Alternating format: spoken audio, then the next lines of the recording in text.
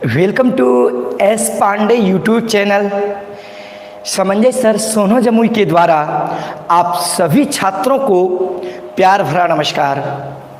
तो आप सभी स्टूडेंट्स आज के क्लास में जुड़ें और आज मैं जो बताने जा रहा हूँ क्लास 10th के ऊंचाई एवं दूरी से संबंधित सिद्धांत एवं बीटीसी एनसीईआरटी बुक का ऊंचाई एवं दूरी का एक्सरसाइज 9.1 का मैं सवाल भी बताऊंगा।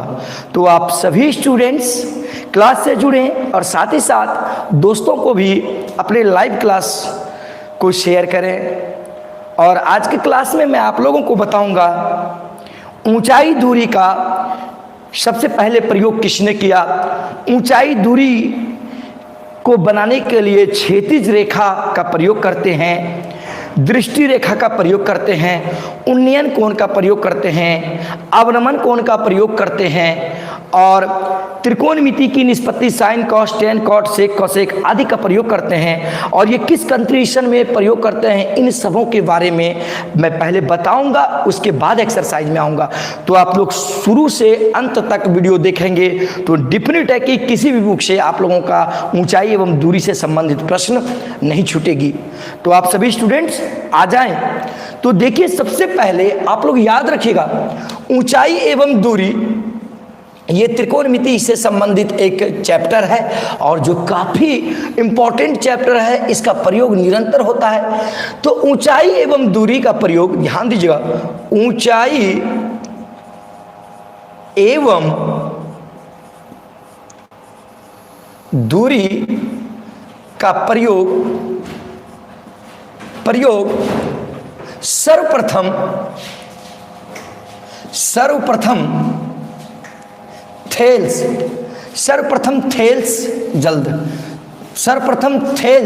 आप थेल्स का नाम सुने होंगे। ये थेल्स प्रमेय भी होता है ना, यानी एडी बटे डीबी बराबर ए बटे ईसी होता है थेल्स प्रमेय। यदि किसी भी त्रिभुज के दो बिंदुओं को मिलाने वाली रेखा यदि तीसरी भुजा के समांतर होती है तो वो दोनों बिंदु उस दोनों भुजाओं को समान अनुपात में बांटती है। ये थेल्स प्रमेय है। तो जो थेल्स प्रमेय वही थेल्स है, समझे ना। यानी ऊंचाई एवं दूरी का प्रयोग सर्वप्रथम थेल्स किसने बाबू? थेल्स ने 600 ईसा पूर्व किया था, याद रखिएगा। ऐसे ही गणित सिद्धांत में पता चलता है, गणित के बुक का अध्ययन करने के बाद पता चलता है कि थेल्स ने ऊंचाई एवं दूरी का सर्वप्रथम प्रयोग किया था। और स्टूडेंट ध्यान दीजिएगा, थेल्स ने मिस्र की पिरामिड, आखिर पूछेगा कि थेल्स ने कहाँ किया था। मिस्र की पिरामिड का आप नाम सुनेंगे। मिस्र की पिरामिड की ऊंचाई को निकालने के लिए सबसे पहले ऊंचाई एवं दूरी का प्रयोग किया था, समझे ना। वो थेल्स क्या किए थे, यानी जैसे मान लीजिए कि ये पिरामिड है, अब इसकी छाया को सूर्य के आधार पर, सूर्य जो जाती है उसकी छाया को देखा, छाया कितनी लंबी है छाया को देखा, और इस छाया के आधार पर और यहाँ से यहाँ तक के बीच जो कोण बन रहा है, इस कोण के आधार पर, समझे ना। यानी इस मिस्र के पिरामिड को निकालने का, मिस्र के पिरामिड की ऊंचाई को निकालने के लिए वो किया था, यानी छाया की लंबाई को ज्ञात करके। और छाया के जो अंतिम छोर होती है, और वो ध्यान दीजिएगा, यानी अंतिम छोर होती है यहाँ पर, एवं इसके द्वारा जो क्या कहते हैं शीर्ष के द्वारा, मिस्र के पिरामिड के जो शीर्ष थे उनके द्वारा जो यहाँ कोण बनता है, इस कोण का प्रयोग करते हुए, त्रिकोणमिति निष्पत्ति का प्रयोग करते हुए सबसे पहले थेल्स ने ऊंचाई एवं दूरी को मतलब प्रयोग में गणित में लाया था। इसलिए हम कह सकते हैं कि ऊंचाई एवं दूरी के जनक कौन है? थेल्स है। ये आप समझ गए। अब देखिए ध्यान दीजिएगा, ऊंचाई एवं दूरी को बनाने के लिए सबसे पहले आप लोगों को क्षैतिज तल के बारे में जानना पड़ेगा, हॉरिजॉन्टल प्लेन। तो सबसे पहले मैं लिख देता हूं और इसका डिफिनेशन बताऊंगा। क्षैतिज तल ये सब नहीं जानेंगे तो ऊंचाई एवं दूरी का सवाल नहीं बनेगा। हॉरिजॉन्टल तल, इसको हॉरिजॉन्टल प्लेन भी कहते हैं, समझे ना। क्षैतिज तल, तो क्षैतिज तल किसे कहते हैं पहले समझ लीजिए। क्षैतिज तल का अर्थ होता है कि पृथ्वी तल के समांतर जो तल होती है, तल माने भूमि, समझेंगे, तल माने समतल होता है, यानी पृथ्वी तल के समांतर जो तल होता है, क्या होता है, पृथ्वी तल के समांतर जो तल होता है उसे हम क्षैतिज तल कहते हैं। तो क्षैतिज तल के बारे में यानी हॉरिजॉन्टल प्लेन के बारे में पूछा जाएगा आपको कि हॉरिजॉन्टल प्लेन क्या है, तो आप इस तरह से कहेंगे पृथ्वी तल के समांतर जो तल होता है उसे क्षैतिज तल कहते हैं। क्षैतिज तल का डिफिनेशन हो गया कंप्लीट। अब देखिएगा क्षैतिज रेखा, ध्यान दीजिएगा, क्षैतिज रेखा, क्षैतिज रेखा, ध्यान दीजिएगा, क्षैतिज रेखा, हॉरिजॉन्टल लाइन।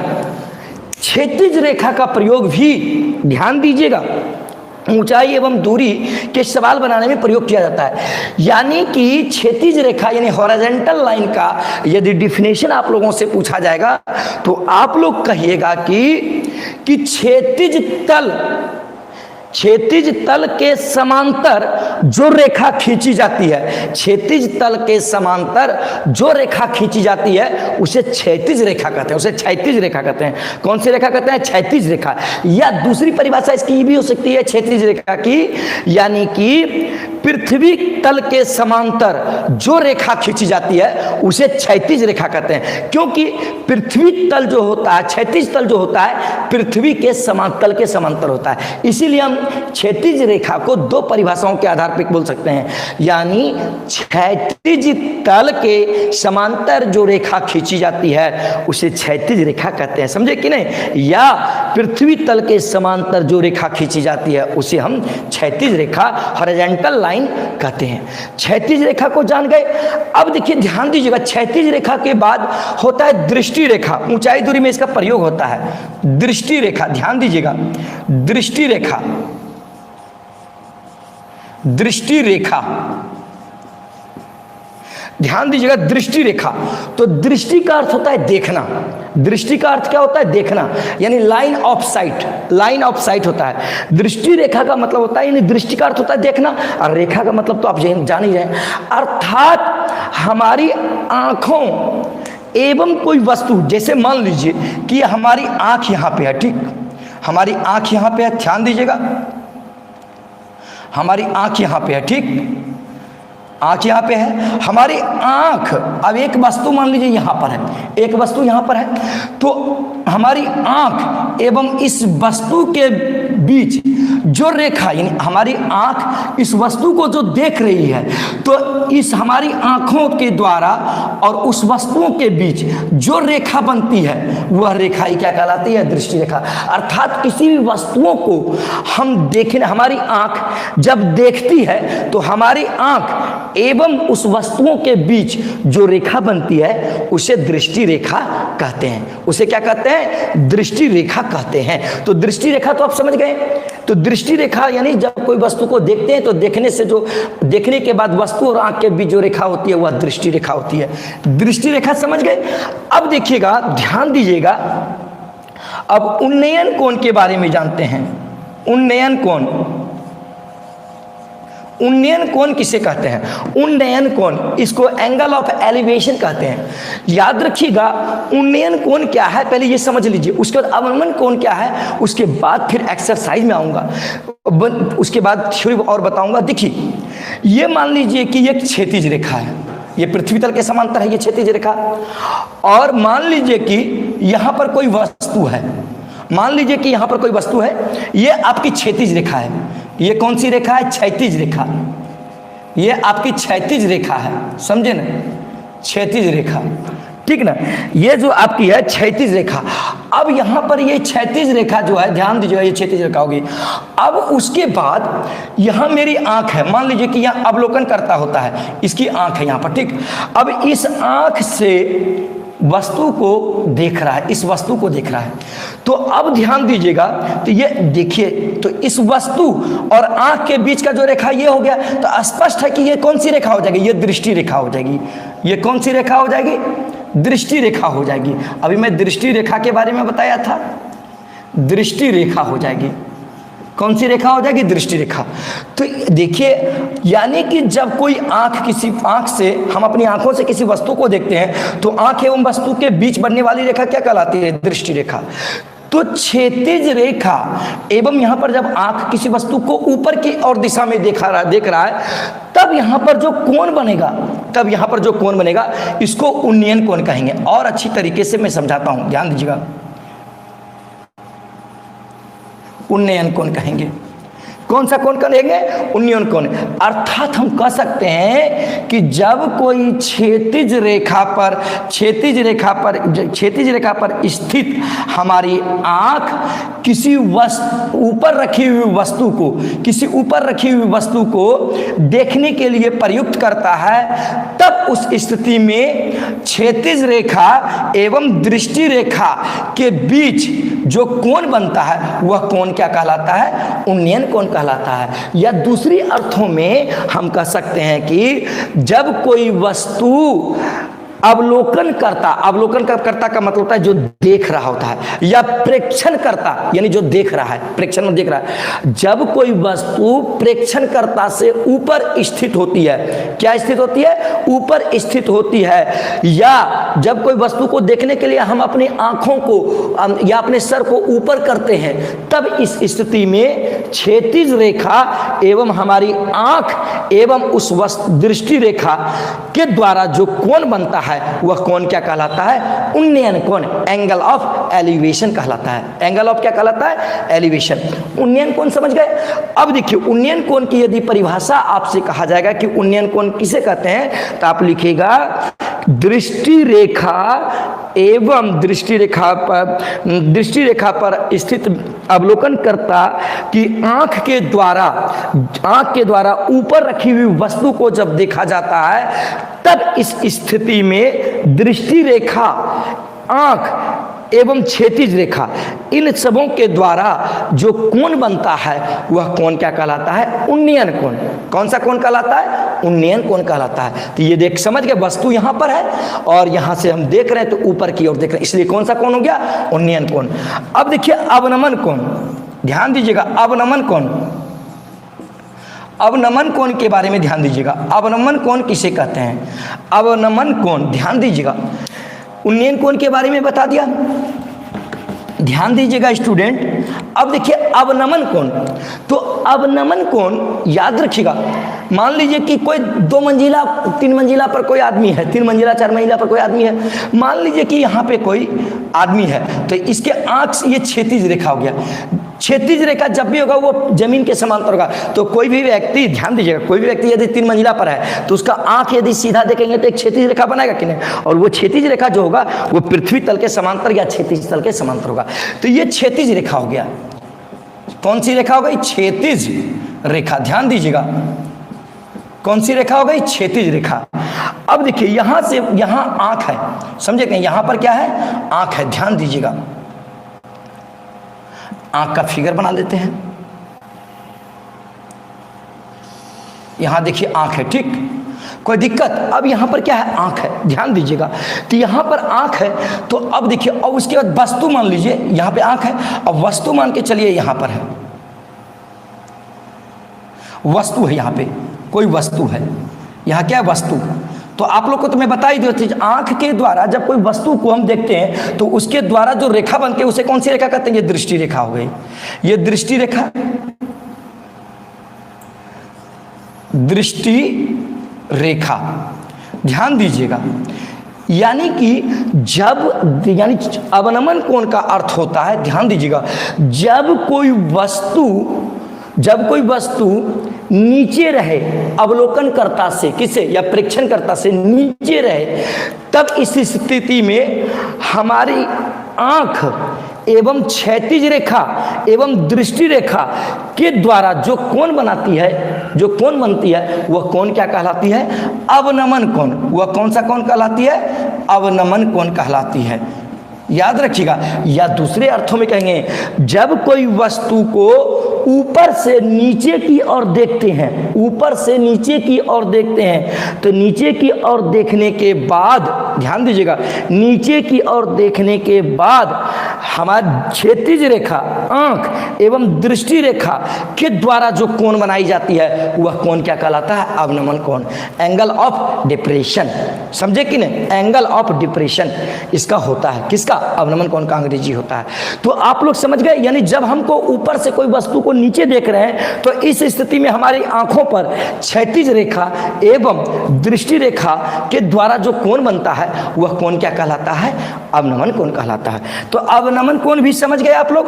अब देखिए सारे स्टूडेंट, अब आप लोगों को इस सब का यूज है, सबों का यूज है, आप लोग ध्यान दीजिएगा।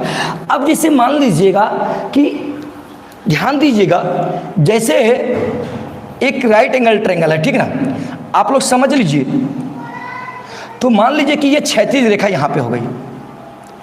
अब यहाँ पे यदि कोण थीटा बन रहा है तो बताइए ऊपर कौन बन रहा है कि नहीं? इसको अवनमन कोण कहेंगे, इसको अवनमन कोण कहेंगे। समझना है, थ्योरी बता रहे हैं अभी, उसके बाद एक्सरसाइज में।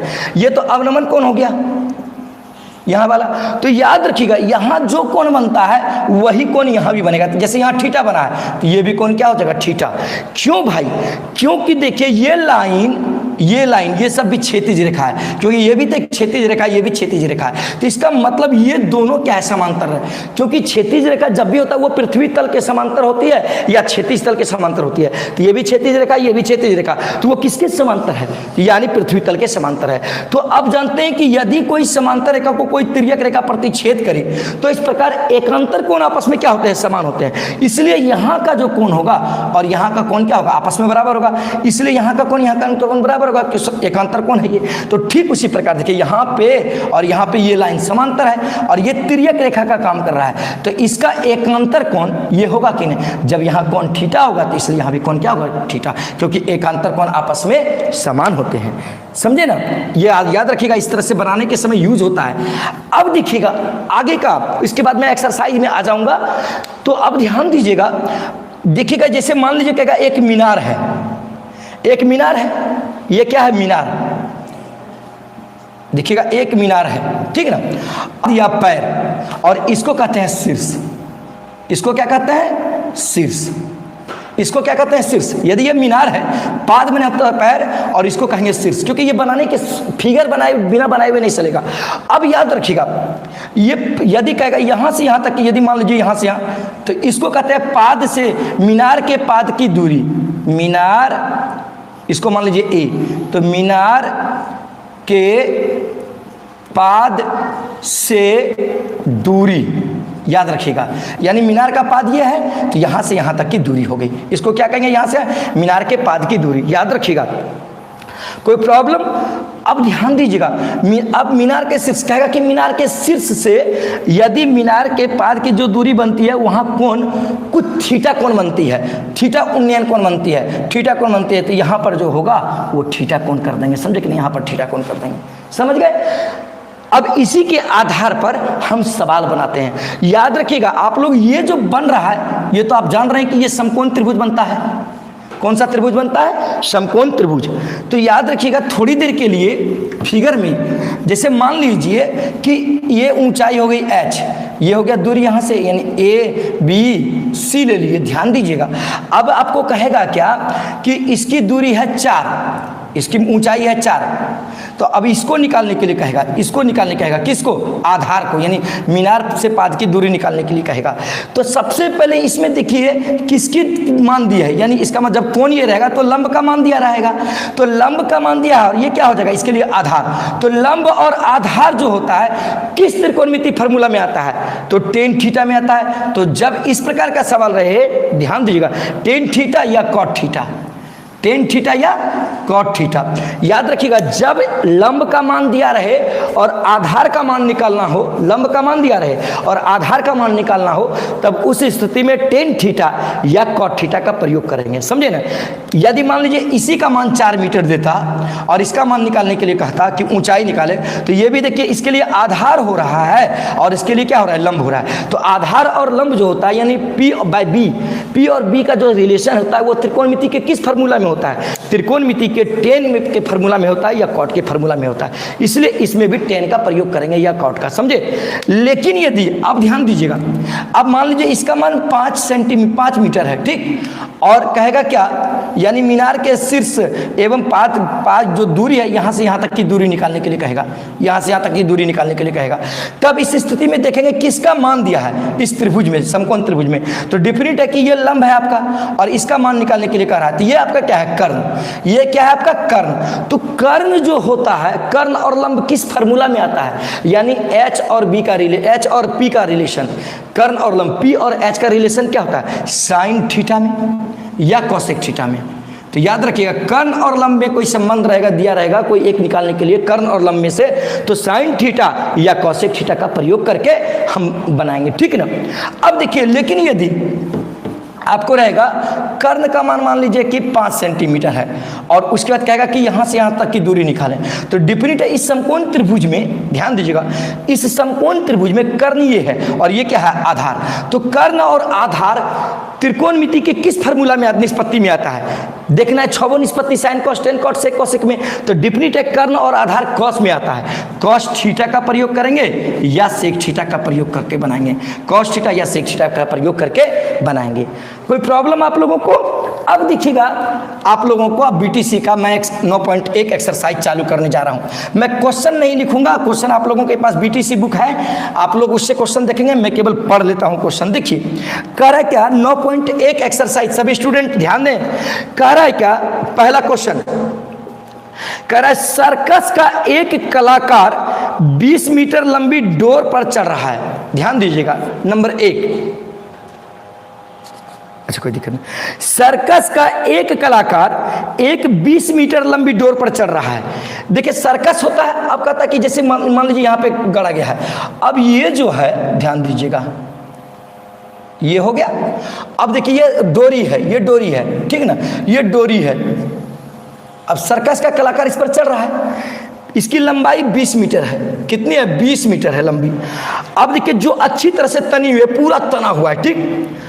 अब भूमि पर सीधे लगे खंबे के शिखर से बना हुआ एक खंभा है, यानी ये खंभा है, ध्यान दीजिएगा, खंभा है। अब इस शिखर से, भूमि पर कह रहा है ना, भूमि पर एक शिखर खंभा है, उसके शिखर, तो भूमि खंभा ये होगा, तो इसका शिखर क्या बोले, यही होगा। और तल जब कहेगा तो ये, ठीक है, शिखर से तनी हुई है, बना हुआ। यदि भूमि के स्तर के साथ डोर द्वारा बनाया गया कोण, इसका मतलब भूमि मान लीजिए जमीन यही है, उसके समांतर तल यही होगा। अब यहां पर जो कोण बना रहा है वो 30 डिग्री का, कितना डिग्री का कोण बना रहा है, 30 डिग्री का। तो खंबे की ऊंचाई यानी h, इसकी ऊंचाई ज्ञात करें। अब आप लोग क्वेश्चन को समझिए, सारे स्टूडेंट, बहुत इजी क्वेश्चन है ये, बीटीसी एक्सरसाइज 9.1 अर्थात एनसीईआरटी बुक का मैं बता रहा हूं। आप लोग समझिए स्टूडेंट क्या कर रहा है कि सर्कस में ना एक रस्सी, सर्कस पर एक रस्सी जो है ना, यहाँ जमीन से बना हुआ है एक खंबे पर, अब इस पर कोई चढ़ रहा है, ये 20 मीटर, डोरी की लंबाई क्या है, 20 मीटर, पूरा तनी हुई है। अब ये जो है एक खंभा पर, एक खंभा है, खंभा से बना हुआ है।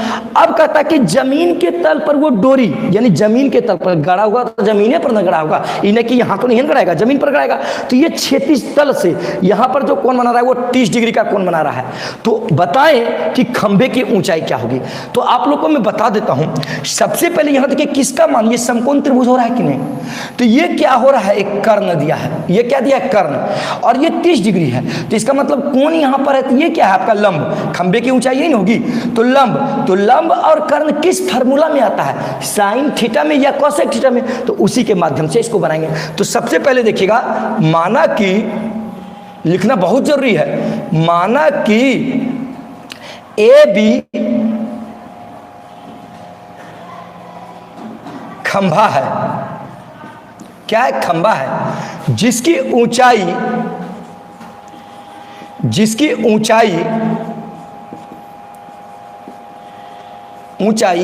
h माना, क्या माने, h, ध्यान दीजिएगा, h माना, ठीक।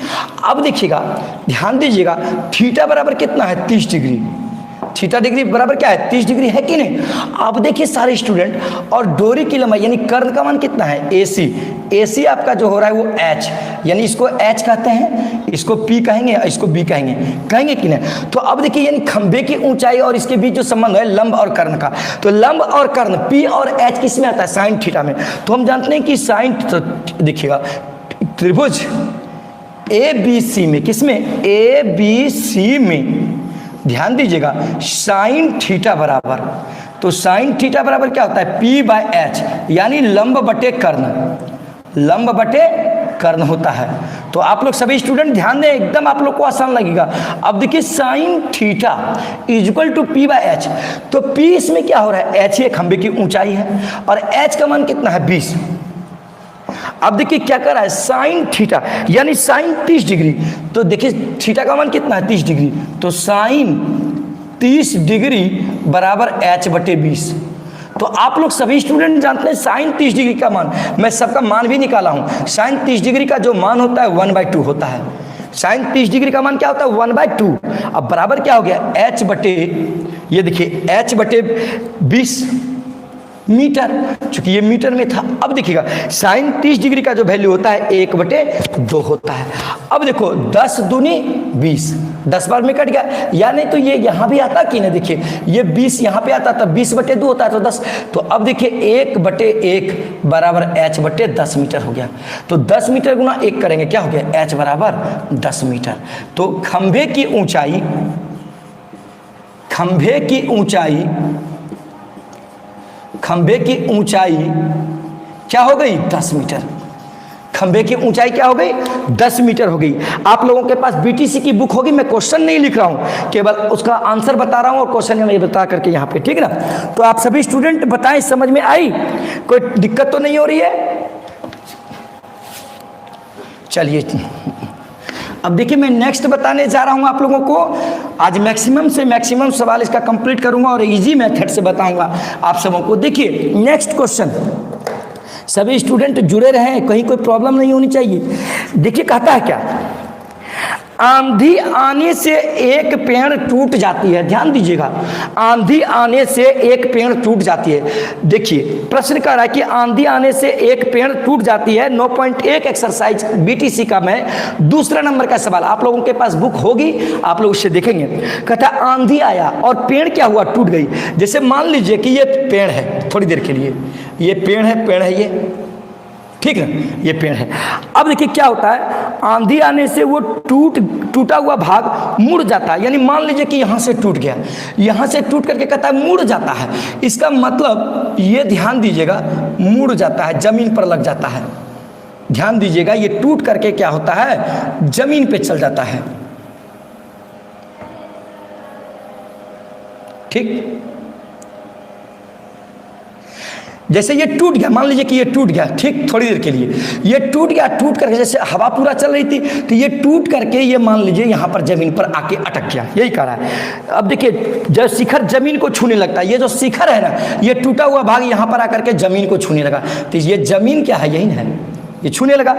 अब देखिएगा, यदि भूमि के साथ डोर के द्वारा बनाया गया कोण 30 डिग्री का हो, यदि यहाँ पे है, कहाँ गया, हाँ, यदि पेड़ का शिखर जमीन को छूने लगता है और इसके साथ 30 डिग्री का कोण बनाने लगता है, यानी जमीन के साथ कितने डिग्री का कोण बनाता है, 30 डिग्री का कोण बनाता है।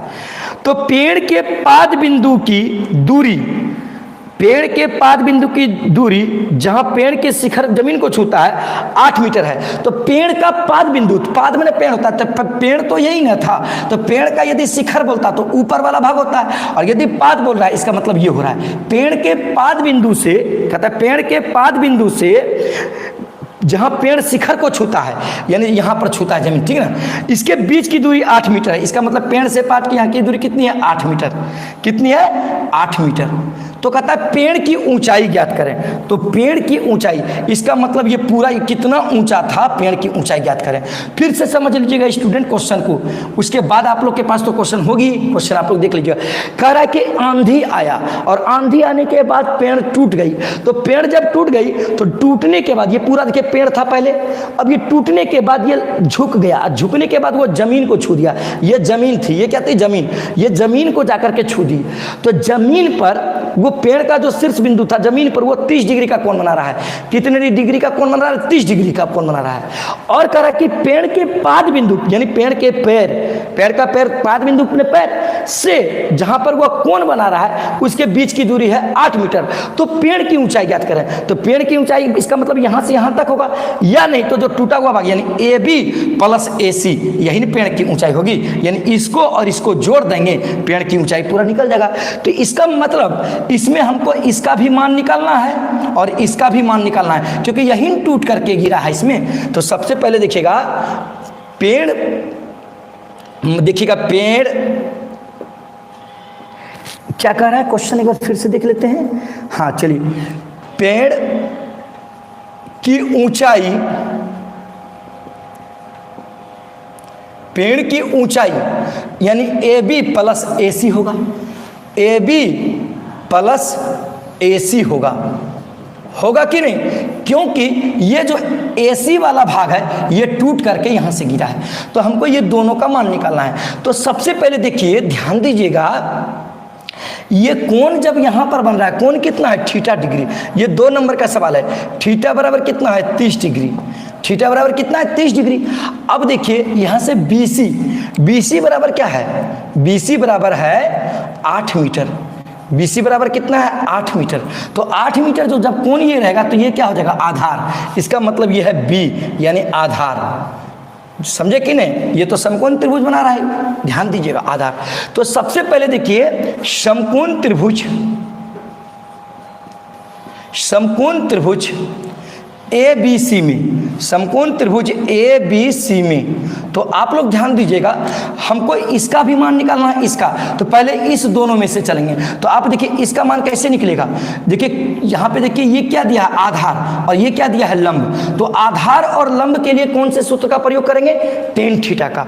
तो देखिए टेन थीटा बराबर क्या होता है? P बटे B, यानी लंब बटे आधार, लंब बटे आधार। तो थीटा का मान कितना है? 30 डिग्री, यानी टेन 30 डिग्री। कितना है? Ten 30 degree. अब देखिए लंब है, लंब का मान कितना है? AB, और आधार का मान कितना है इसमें? 8। आधार का मान कितना है? 8 मीटर। अब देखो स्टूडेंट, टेन 30 डिग्री का मान 1/√3 होता है। टेन 30 डिग्री का मान क्या होता है? 1/√3 बराबर हो गया AB बटे 8 मीटर। AB बटे 8 मीटर हो गया। तो अब देखो, इसलिए ये 8 मीटर यहाँ चला जाएगा, तो 8 मीटर बटे √3 बराबर क्या हो गया? AB। देखो नीचे था ये ऊपर चला जाएगा इसके साथ गुना, तो AB का मान कितना हो गया? 8√3 मीटर। AB बराबर क्या हो गया? AB बराबर 8 बटे √3 मीटर हो गया। स्टूडेंट कोई दिक्कत इसमें? अब चलो, अब ये देखो यहाँ पे ये क्या है? कर्ण, और ये क्या है? आधार। तो कर्ण और आधार किस फार्मूला में पड़ता है? कॉस में या सेक में? तो अब चलो, थीटा का मान 30 डिग्री है, तो पुनः कॉस थीटा बराबर, कॉस थीटा बराबर क्या होता है? B बटे H, यानी आधार बटे कर्ण, आधार बटे कर्ण होता है, ठीक ना। तो कॉस 30 डिग्री लेंगे, क्या लेंगे? कॉस 30 डिग्री लेंगे, क्योंकि थीटा का मान क्या है? 30 डिग्री। तो आधार का मान कितना है? देखो 8, आधार का मान कितना है? 8। अब बटे H, तो H का मान कितना है? AC। H का मान कितना है? AC है। AC इसमें कर्ण है कि नहीं? अब देखिए cos 30 डिग्री का मान होता है √3/2। cos 30 डिग्री का मान क्या होता है? √3/2। अब बराबर क्या हो गया? 8 बटे AC, बराबर हो गया 8 बटे AC हो गया ना। अब देखो स्टूडेंट ध्यान देना, √3 गुना AC, ये √3 AC हो गया, बराबर 8 दूनी 16 मीटर में है। ये किस में है बाबू? मीटर में। कोई दिक्कत इसमें आप लोगों को? अब देखिएगा, इसलिए AC बराबर 16 मीटर बटे क्या हो गया? √3। देखो ये भाग लग जाएगा, इसमें भाग लग जाएगा कि नहीं? तो 16 बटे √3 मीटर हो गया। तो AC का मान निकल गया।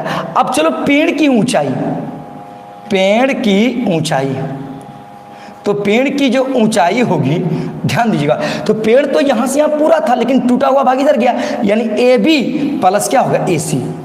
AB प्लस क्या हो गया? AC। तो अब देखो AB का मान कितना निकला है? 8 बटे √3।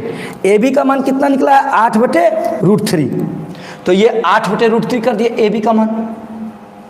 जोड़ ए सी का मान कितना निकला 16/√3, तो 16/√3 कर दिए। अब चूंकि मीटर में है तो मीटर में कर दिए। तो आप लोगों को समझ में आ रही है, क्योंकि पेड़ जो ये पूरा था, एक भाग ये हुआ पेड़ का और एक भाग तो टूट के इधर गिर गया, तो पेड़ की ऊंचाई ये पूरा न होगा, यानी ये जुटेगा और ये जुटेगा पेड़ की ऊंचाई के लिए। तो अब देखिए स्टूडेंट, √3 और √3 का एलसीएम ले लेंगे।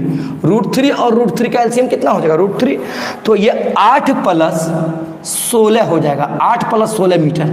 तो अब देखिए 8 और 16 को जोड़ेंगे कितना होगा 24, 24/√3 हो गया मीटर, 24/√3 मीटर हो गया। अब देखो स्टूडेंट, इसका हर का परमीकरण करते हैं, हर का परमीकरण कर देते हैं। तो 24/√3 गुना √3/√3 कर दिए मीटर। देखो यहाँ पे √3 था तो √3/√3 कर दिए, तो 24 गुना √3 क्या हो गया 24√3/3, क्योंकि √3 गुना √3 3 होगा, तो मीटर में है तो कट गया, 8 × 24, 8 बार में कट गया। तो देखो स्टूडेंट, यहाँ देखो, तो 8√3 मीटर, 8√3 मीटर आंसर। यानी पेड़ की ऊंचाई, पेड़ की जो ऊंचाई हुई, पेड़ की ऊंचाई बराबर हो गया 8√3 मीटर। अब देखो याद रखना इसको, √3 को हम जानते हैं कि √3 का मान 1.732 होता है। √3 का मान क्या होता है 1.732, तो इसलिए 8 गुनी √3 के जगह पर 1.732 मीटर भी बिठा सकते हैं। अब इसको गुना करेंगे, 8 दूनी 16, 8 × 24 = 25, 8 × 7 = 56, 56 2 58, 56 2 58। देखो 8 दूनी 16, 8 × 24 = 25, 8 × 7 = 56 2 58, 8 × 8, 8 × 5 = 13, यानी 13.856 मीटर। यानी ये भी आंसर हो सकता है और 8√3 भी हो सकता है, दोनों में से जो आप यूज कर सकते हैं। तो बताइए इसमें से स्टूडेंट्स समझ में आई। देखिए मैं तीसरा नंबर बताने जा रहा हूं, और आप लोगों का परीक्षा में जो रहेगा वो बीटीसी से ही क्वेश्चन पूछती है सभी मैक्सिमम जगह, तो आप लोग बढ़िया से मेहनत करेंगे, ध्यान दीजिएगा। अब देखिएगा देखिए 3 नंबर का क्वेश्चन, मैं क्वेश्चन नहीं लिख रहा हूं, क्वेश्चन तो आप लोग के पास होगा ही, मैं क्वेश्चन यहां पे समझा रहा हूं। 3 नंबर का क्वेश्चन कह रहा है कि एक ठेकेदार बच्चों को खेलने के लिए एक पार्क में 2 फिसलन पट्टी लगाना चाहता है। जैसे होता है फिसलन पट्टी जिसमें कि बैठ करके नीचे गिर जाता है, वो फिसलन पट्टी। अब देखिए कहता है 5 वर्ष से कम उम्र के लिए, 5 वर्ष से कम उम्र के लिए वह एक ऐसी फिसलन पट्टी लगाना चाहता है कि जिसका शिखर 1.5 मीटर है। ध्यान दीजिएगा, जैसे देखिए मान लीजिए कि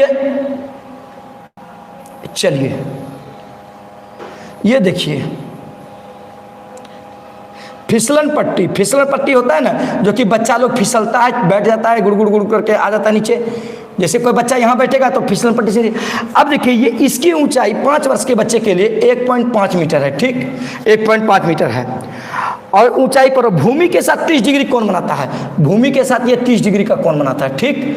अब कहता है क्या, जो कहा है जबकि इससे अधिक उम्र के लिए, यानी ये 5 वर्ष के लिए बना है, 5 वर्ष से कम के लिए, 5 वर्ष से कम के लिए, ध्यान दीजिएगा कम के लिए। अब देखिए कहता है क्या, जबकि इससे अधिक उम्र के लिए 3 मीटर की ऊंचाई, इसका मतलब इसी में ध्यान दीजिए 3 मीटर की ऊंचाई है, इसका मतलब यहां से यहां तक की दूरी जो है वो 3 मीटर। कितना मीटर हो गया 3 मीटर की फिसलन पट्टी लगाना चाहता है। और उसके बाद कहता है क्या, फिसलन पट्टी लगाना जो भूमि के साथ 60 डिग्री कोण बनाती है। इसका मतलब ये भूमि के साथ ये कितने डिग्री का कोण बनाता है, यहाँ पे 60 डिग्री कोण बनाता है, ये 60 डिग्री का कोण बनाता है। ये 5 वर्ष से अधिक के लिए हो गया, 5 वर्ष से अधिक के लिए। अब देखिए स्टूडेंट ध्यान दीजिएगा 60 डिग्री कोण बनता है, तो प्रत्येक स्थिति में फिसलन पट्टी की लंबाई क्या होनी चाहिए। इसका मतलब ये जो है इस यहाँ से यहाँ तक की दूरी, यानी फिसलन पट्टी इसमें यही न है, बच्चा यहीं से फिसलेगा, और यहाँ से बड़का के लिए यही न है, यहाँ से यानी यहाँ से यहाँ तक की दूरी और यहाँ से यहाँ तक की दूरी क्या है वो निकालना है। यानी 5 वर्ष से कम उम्र के लिए फिसलन पट्टी की लंबाई कितनी है, और उसके बाद यानी अधिक उम्र के लिए फिसलन पट्टी की लंबाई कितनी है, 5 से अधिक। तो सबसे पहले देखिए इसको मान लीजिए ए, इसको मान लीजिए बी, इसको मान लीजिए सी, इसको मान लीजिए डी, इसको मान लीजिए ई। तो अब देखिएगा स्टूडेंट, सभी विद्यार्थी ध्यान दीजिएगा, माना कि 5 वर्ष से कम के लिए फिसलन पट्टी की लंबाई AC है। क्या है? AC है। तथा 5 वर्ष से अधिक उम्र वाले के लिए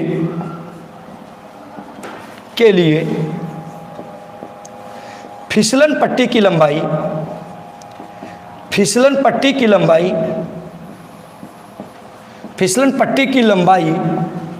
DE है।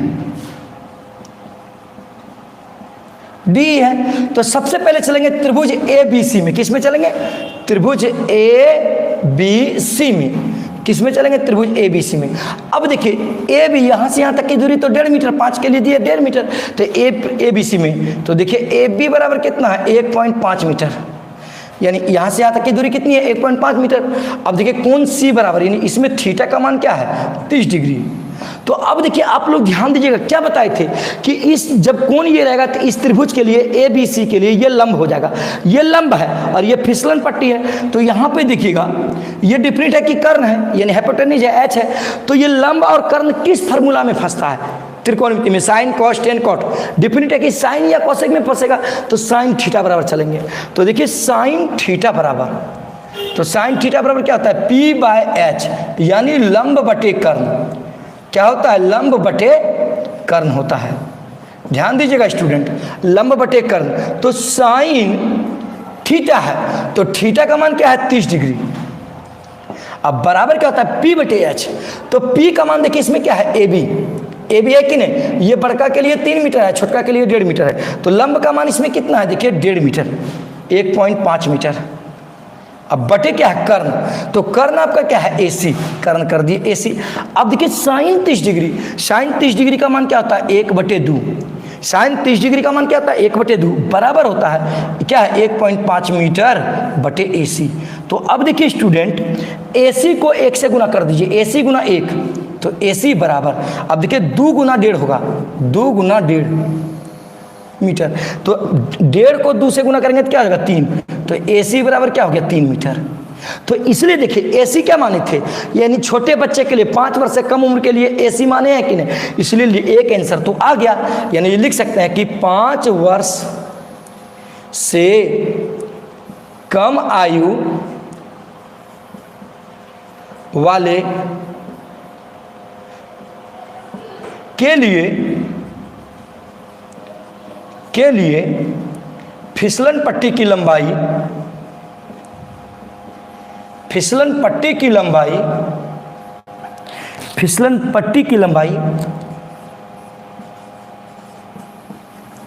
लंबाई 3 मीटर।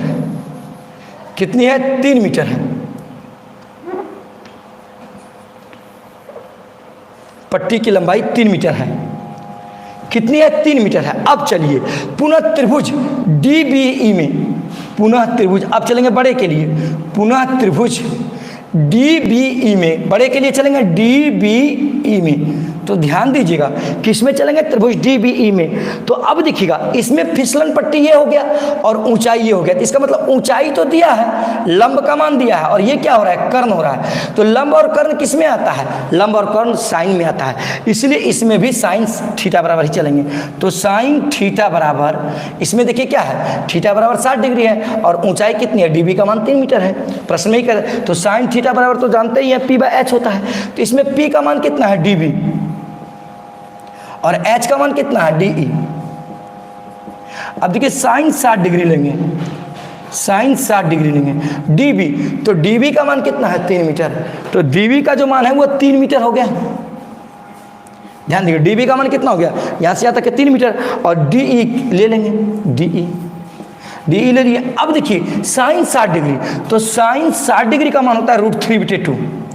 क्या होता है √3/2। साइन 60 डिग्री का मान क्या होता है √3/2। अब बराबर क्या हो गया, देखिए 3 मीटर, बराबर हो गया 3 मीटर। अब बटे क्या है, अब देखिए बटे DE, ध्यान दीजिएगा। तो DE गुना √3, DE √3 हो गया, यानी √3 गुना DE, तो √3 DE हो गया। अब बराबर 3 दूनी 6 मीटर हो गया, 3 दूनी 6 मीटर हो गया।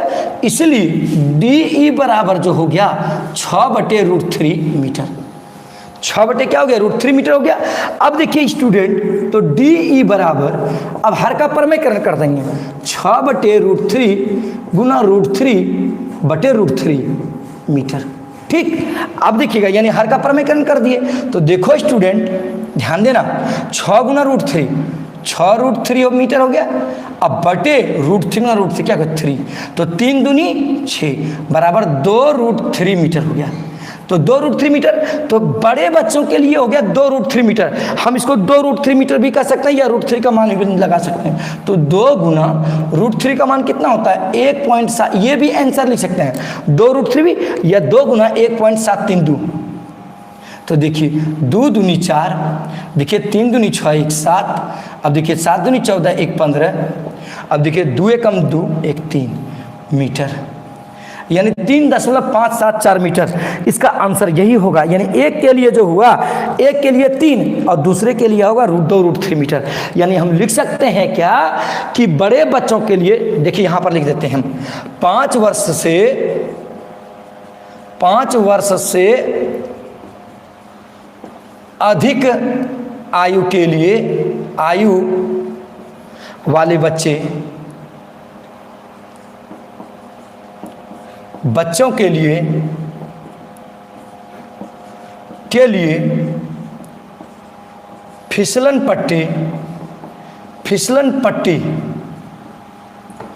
पट्टी की लंबाई 2√3 मीटर, या इसी को हम लिख सकते हैं 3.574 मीटर होगी आंसर। तो आप लोग बताएं, आज की क्लास मैं यहीं तक ऑफ करूंगा। आज की क्लास कैसी लगी सारे स्टूडेंट बताएं।